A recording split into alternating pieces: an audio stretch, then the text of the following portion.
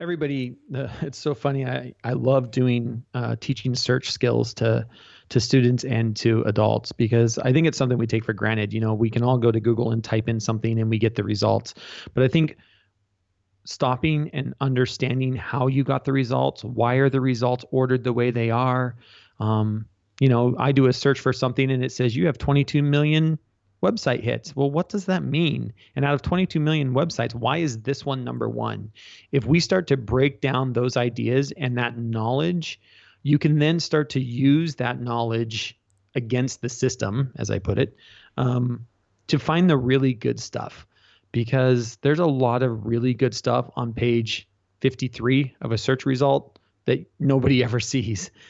But there's ways to get there. And I think teaching kids how to do deep research on the internet is so important. And again, it leads to new questions we ask in the classroom because we have access to so much information from so many different perspectives. And to me, that's where I always come at this is like, if I want to see what Germany thinks about climate change, I can see what Germany thinks about climate change. If I want to see what Australia thinks about climate change, I can see what Australia thinks about climate change.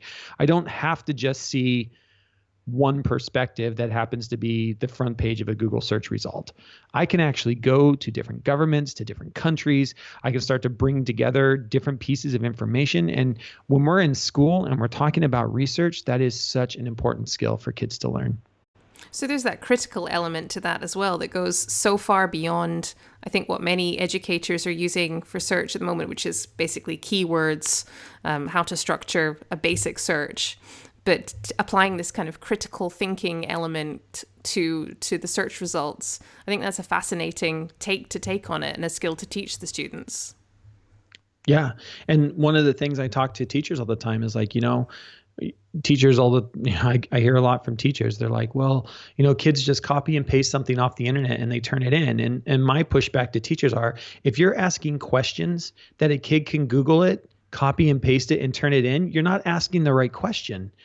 And that's where understanding as an educator that once we have connected classrooms and once kids are walking around with a device, you have to think differently about the questions you ask. I was talking with a social studies. This is a horrible example, or no, sorry. A social studies teacher.